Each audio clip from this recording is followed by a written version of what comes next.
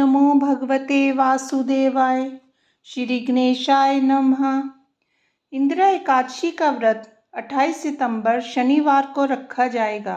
अश्विन मास के कृष्ण पक्ष की एकादशी तिथि को इंदिरा एकादशी का व्रत होता है। पुरानी कथा के अनुसार जो व्यक्ति इंदिरा एकादशी का व्रत रखकर भगवान विष्णु की पूजा करता है उसके पितरों को मोक्ष की प्राप्ति होती है। मृत्यु के बाद उसे भी स्वर्गलोक में स्थान मिलता है। यदि आप अपने पितरों को तृप्त करके मोक्ष दिलाना चाहते हैं तो आपको विधि विधान से इंदिरा एकादशी का व्रत करना चाहिए। पूजा के समय इंदिरा एकादशी की व्रत कथा जरूर पढ़ें या सुने। इससे व्रत पूर्ण होगा और पुण्य लाभ भी प्राप्त होगा। अगर भूलवश या गलती से एकादशी व्रत किसी व्यक्ति से छूट या टूट जाता है तो उसे सर्वप्रथम भगवान विष्णु से अपनी गलती की क्षमा याचना मांगनी चाहिए।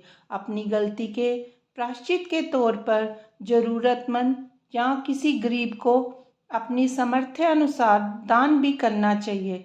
इसके साथ ही अगला एकादशी व्रत विधि पूर्वक करना चाहिए। अगर किसी व्रती का गलती से व्रत खंडित हो जाता है तो उसे व्रत टूटने के बाद भी व्रत नियमों का पालन करना चाहिए और शाम को भगवान विष्णु की पूजा अर्चना करने के बाद व्रत कथा पढ़नी या सुननी चाहिए। इंदिरा एकादशी व्रत कथा। कृष्ण भक्ति से सरोबार होकर अर्जुन बोले, हे भगवान, अब आप कृपा पूर्वक अश्विन मास के कृष्ण पक्ष की एकादशी की कथा को कहिए। इस एकादशी का क्या नाम है तथा इसका व्रत करने से कौन सा फल मिलता है? कृपा करके ये सब समझा कर कहिए। श्री कृष्ण भगवान बोले, हे अर्जुन, अश्विन मास के कृष्ण पक्ष की एकादशी का नाम इंदिरा है। इस एकादशी का व्रत करने से समस्त पाप नष्ट हो जाते हैं। नरक में गए हुए पितरों का उद्धार हो जाता है। हे पार्थ, इस एकादशी की कथा सुनने मात्र से ही मनुष्य को अनंत फल मिलता है। मैं कथा कहता हूँ, तुम ध्यान पूर्वक सुनो। सतयुग में महिष्मती नाम की नगरी में इंद्रसेन नाम का एक प्रतापी राजा राज्य करता था।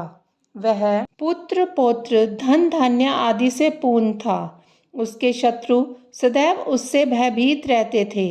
एक दिन राजा अपनी राज्य सभा में सुखपूर्वक बैठा था कि महर्षि नारद वहां आए। नारद जी को देखकर राजा आसन से उठा, प्रणाम करके उन्हें सम्मान सहित आसन दिया। तब महर्षि नारद ने कहा, हे राजन, आपके राज्य में सब कुशल से तो है। मैं आपकी धर्मपरायणता देखकर अत्यंत प्रसन्न हूँ। राजा बोला, हे महर्षि, आपकी कृपा से मेरे राज्य में सब कुशल पूर्वक है तथा आपकी कृपा से मेरे समस्त यज्ञ कर्म आदि सफल हो गए हैं। हे देव, अब आप कृपा कर ये बताएं कि आपका यहाँ आगमन किस प्रयोजन से हुआ है। मैं आपकी क्या सेवा करूं? नारद जी बोले, हे राजन, मुझे एक महान आश्चर्य हो रहा है कि एक समय जब मैं ब्रह्मलोक से यमलोक गया था तब मैंने यमराज की सभा में तुम्हारे पिता को बैठे देखा। तुम्हारा पिता महाज्ञानी, दानी, धर्मात्मा था, मगर एकादशी के व्रत के बिगड़ जाने के कारण वह यमलोक को गया है। तुम्हारे पिता ने तुम्हारे लिए एक संदेश भेजा है। क्या संदेश है ऋषिवर? कृपा कर यथाशीघ्र कहें। उत्सुकता से राजा ने पूछा। उसने कहा कि हे महर्षि, आप मेरे पुत्र इंद्रसेन, जो कि महिष्मती नगरी का राजा है, के पास जाकर एक संदेश देने की कृपा करें कि मेरे किसी पूर्व जन्म के बुरे कर्म के कारण ही मुझे ये लोक मिला है। यदि मेरा पुत्र आश्विन मास के कृष्ण पक्ष की इंदिरा एकादशी का व्रत करे और उस व्रत के फल को मुझे दे दे तो मेरी मुक्ति हो जाए। मैं भी इस लोक से छूटकर स्वर्ग लोक में वास करूं। अपने पिता के यमलोक में पड़े होने की बात सुनकर इंद्रसेन को अपार दुख पहुंचा और उसने नारद जी से कहा, हे मुनिवर, ये तो बड़े दुख की बात है कि मेरे पिता यमलोक में पड़े हैं। मैं उनकी मुक्ति का उपाय अवश्य करूंगा। आप कृपा करके मुझे इंदिरा एकादशी व्रत की विधि बताएं।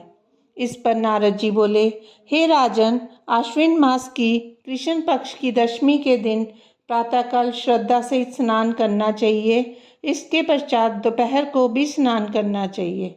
उस समय जल से निकलकर श्रद्धापूर्वक पितरों का श्राद्ध करें और उस दिन एक समय भोजन करें और रात्रि को पृथ्वी का शयन करें।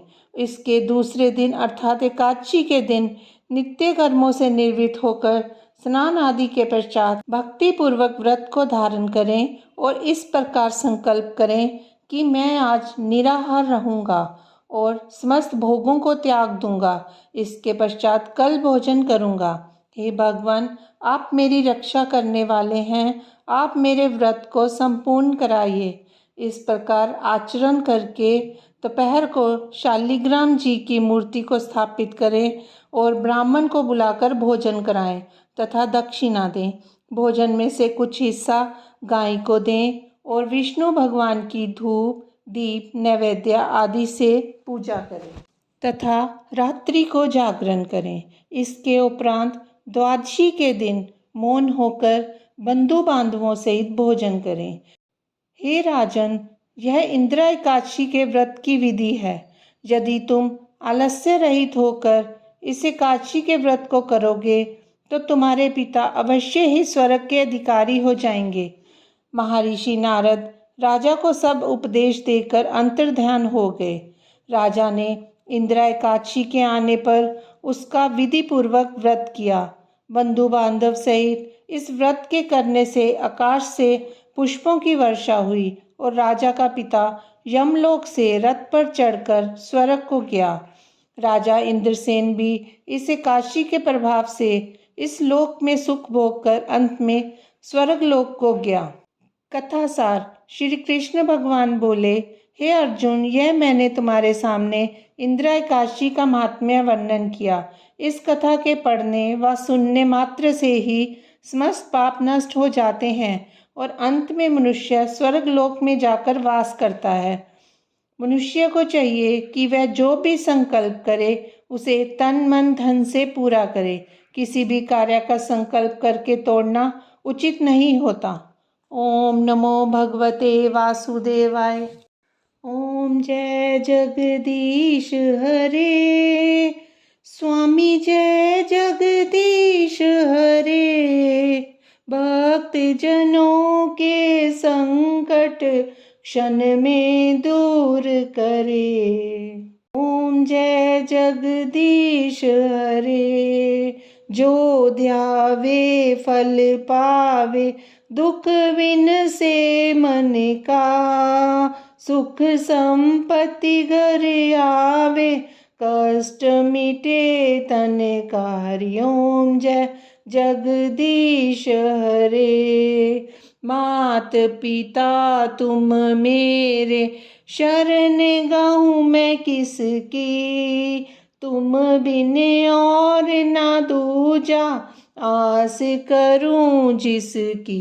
हरि ओम जय जगदीश हरे। तुम पूरन परमात्मा, तुम अंतर्यामी। पार ब्रह्म परमेश्वर, तुम सबके स्वामी। हरि ओम जय जगदीश हरे। तुम करुणा के सागर, तुम पालन करता। मैं मूर्ख खल कामी, कृपा करो भरता। हरि ओम जय जगदीश हरे। तुम हो एक अगोचर, सबके प्राणपति।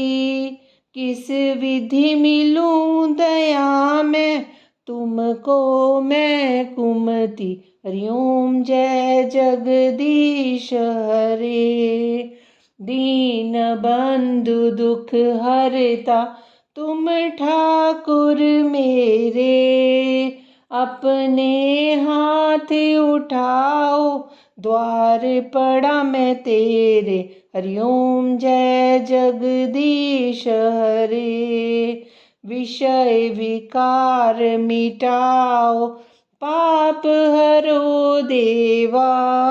श्रद्धा भक्ति बढ़ाओ, संतन की सेवा। हरि ओम। जय जगदीश हरे।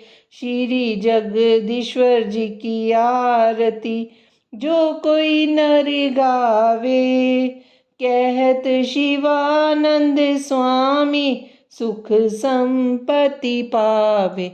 हरि ओम। जय जगदीश हरे। ओम नमो भगवते वासुदेवाय।